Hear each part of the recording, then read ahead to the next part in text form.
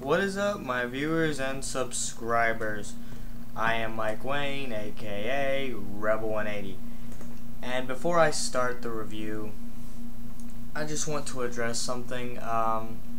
Now, a lot of people have been talking about this shooting in Colorado, and while I am going to say that my greatest sympathies goes out to the people who were affected by that tragic event, I will not go any further than that. I'm not going to do a rant. I'm not going to act like a big man and say what I would do if I were in the same room with that person. I'm just going to leave it at that.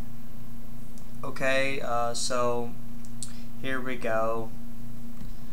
The show started out with Vince McMahon, and he brought out DX, and they was doing this whole bit where they was like, what are we missing? And then the New Age Outlaws come out, and then X-Pac, and I know some of you marks out there are going to think I'm dumb for mentioning this, but there was a time in TNA where the fans were promised a match between the former New Age Outlaws, the newly dubbed Voodoo Kin Mafia, versus DX. They were promised a match, and what I would have wanted to see was some sort of swerve, and then maybe they'd have a match on that night. But whatever, Triple H obviously doesn't have time for that kind of stuff. He's got to bury Brock Lesnar and add another loss to Brock's return record. He's got that whole thing going on at SummerSlam. And by the way, very believable segment from Triple H when he beat down Brock Lesnar, who broke his arm. Yeah, very believable. He didn't really break his arm, but I'm just saying. Anyways, the first match was, Ray came out, and then Sin Cara, and this is the moment where someone like me is like, oh yeah, they're finally gonna do this, and then the announcer goes, and his tag team partner. WWE always does this. Every time you think you're gonna get the match you want, it turns into a tag match. It's just stupid. They had Rey Mysterio and Sin Cara in the same ring, but they didn't capitalize on it. They did that Lucha Libre tag crap. That's just stupid. The real story wasn't the fact that Dolph Ziggler and Jericho are feuding. That's not the real story behind this match. The real story behind this match is the fact that it could have been Ray versus Sin Cara. Yeah.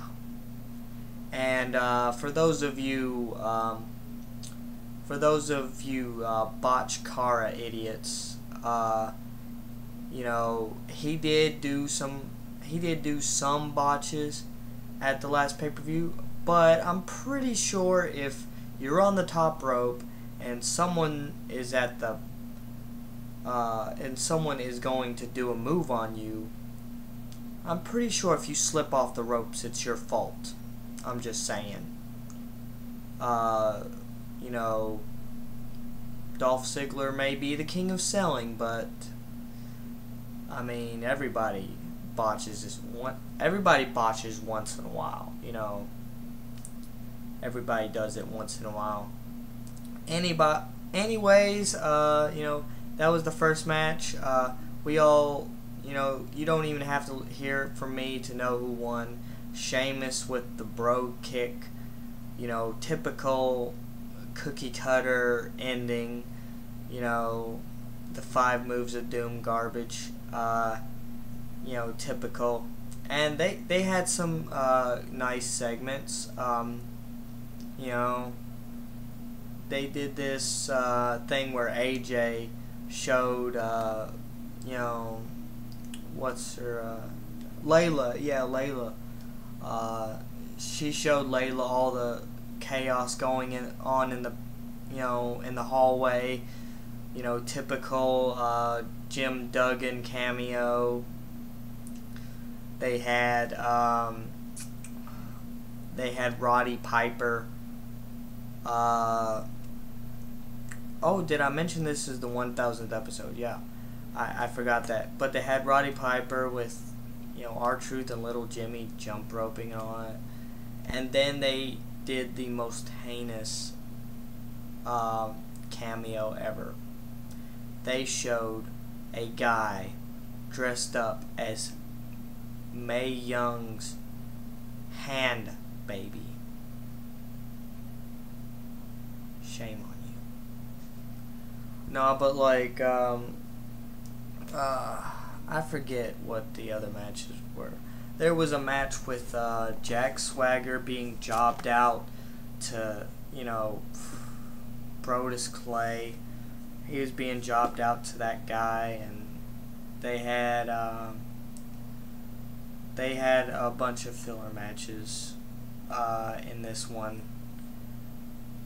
There was a match with you know, there was a match with the legends that beat up Heath Slater. They all returned to you know, get involved in a match that I was actually looking forward to, even though I was kind of shocked to see that Lita was actually the challenger instead of someone that the fans were expecting. You know, someone that was supposed to appear, but he ended up not doing it at all. But they did show clips of him. If you don't know who I'm talking about, it's, yeah, Steve Austin. Anyways, you know, Lita shows up to bury Heath Slater, and it wasn't a real match. No. I'm not counting that as a real match, because if they wanted to do a real match with her and a man, they obviously didn't want her to get hurt. I'm just saying. Here's the thing, I'm not being sexist, but if a woman wants to get in the ring with a man, I would say she would have to at least prove herself by taking maybe 2 or 3 bumps. That's all I'm saying. Just take a bump when you're in there with the man, because then it looks like they're trying to protect you when you're the only one doing something, when you're the only one doing the moves. But anyways, you know, not trying to be sexist, I'm just trying to say that it's kind of convenient that not one punch was thrown by Heath Slater, and it was kind of convenient that that the only time she hit the canvas was when she did the moonsault to Heath Slater. That's the only time. And of course the Twist of Fate, which was a stolen move to begin with. But anyways, you know, moving on, they did a Kane and Undertaker. You know, Undertaker returned, but before that, they had all the jobbers try to get revenge, and then Undertaker comes out to spoil it. I wonder who would have been booed if they had appeared instead of Undertaker.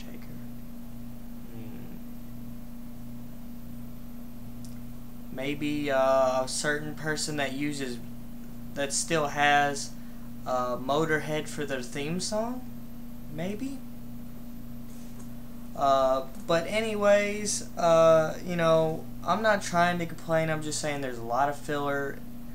There was a lot of filler in this Monday Night Raw. You know, I just want to move on to the main event. Okay. Sorry I didn't talk about all the matches. Maybe I did, maybe I didn't. I don't remember. Oh yeah, wait.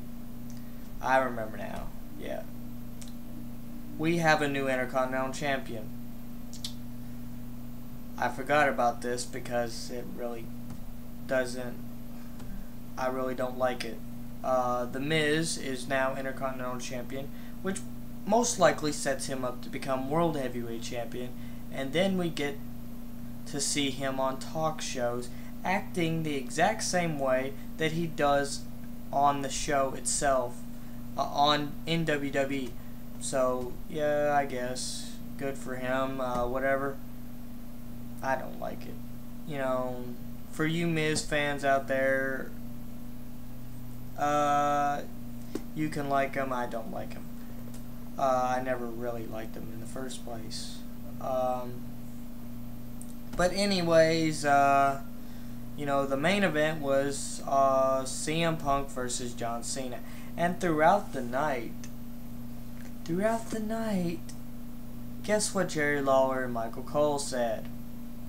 Yeah, they did not mention RVD. In fact, they do not count his cash-in. No, they said that this was the first ever time that someone has announced their cash-in. Yeah, the first ever time. I guess some things never change. You know, I can't talk, and yeah, we can't talk about one of the few people that has made, I think, like the first person that has ever made Triple H tap, because then we're basically fans of a murderer. Yeah, we can't be fans of a wrestler. We have to be fans of the whole fucking person. We can't just be fans of the wrestler. So whatever. Yeah, we can't mention his name either. Apparently RVD never existed in the world of WWE. So yeah. And they was pushing their tout thing, and it's kind of funny how most of the ass kissers were shown, and the people who were actually doing the real complaining weren't anywhere to be seen, obviously. I'm not going to be using tout because I don't just hop on any bandwagon. Of course, I am on YouTube, and I'm on YouTube because I'm trying to show, like, I'm trying to be a serious, I'm trying to show that YouTube is not the joke that it is shown, you know, that people talk about. Like, it's not the joke that people think it is. I'm trying to be serious. I'm always serious in my videos, and that's because I don't want to be that guy that, you know, it's all, YouTube most of the time is made fun of because of its goofy viral videos, and I'm trying to change that, but I'm not viral yet, and I probably never will be.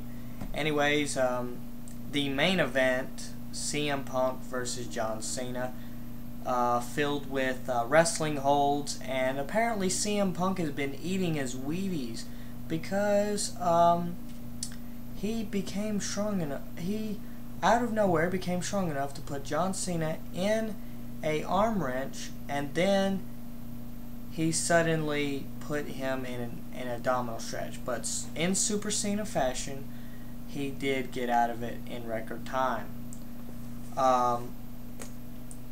there was quite a few moments where it was back and forth, and then nearing the end, John Cena was trying to do his Super Cena thing and finish Punk off in like one move, and then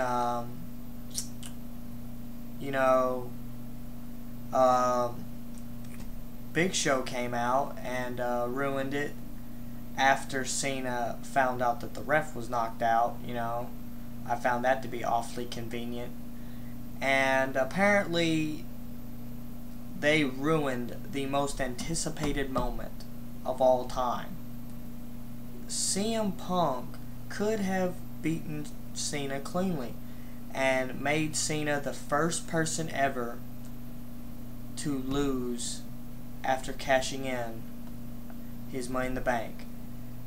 But instead, Big Show causes a disqualification, and now Cena is the very first person to not get the title because of Big Show. He's the very first person to not get the title because of Money in the Bank, because of Big Show. And then, he's beating up Cena and all this, and then The Rock comes out and saves him. The Rock comes out and saves him because apparently The Rock is now Nega Cena, and he's the opposite. He's Bizarro Cena apparently, and he just takes title shots whenever he wants them. But yeah, he saved John Cena, and then did the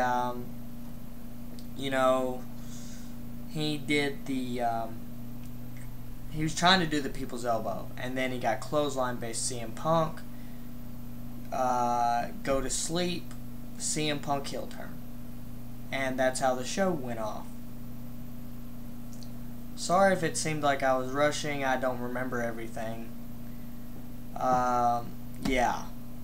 So that's pretty much it. And I have some updates. Well, maybe just one update. I don't know.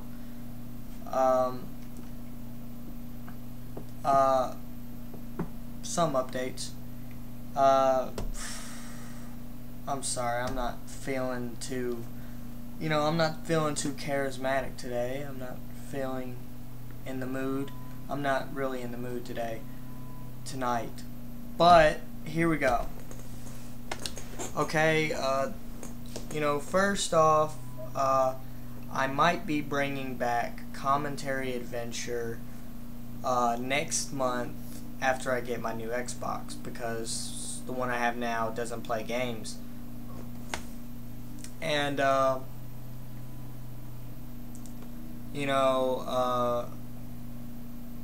sometime in October I'm going to have a series of videos, and I call it the 3 weeks of Halloween. The 3 weeks of Halloween. Originally, it was going to be 4 weeks of Halloween, but I realized that I only have 3 signature shows that are running at this time. Of course, I'm going to do my the Rebel Reacts. I'm going to do a Halloween themed Rebel Reacts. I'm going to do a Halloween themed Commentary Adventure. Hopefully I can find a scary game or something. I don't know. Hopefully I can do that. I'm going to bring back a very special type of show that I used to do when I first came on here. So hopefully I'll get all that done. And in November, finally, I will be able to do my first official EIB fight. Unfortunately, since most of my roster consists of people that won't fight each other, most of them will be fighting me throughout the entire season. So, whatever. I don't care. Anyways, that's pretty much it for me, and I'm gonna get off here now. So I am Mike Wayne, aka Rebel 180. Please rate and comment, and so long for now.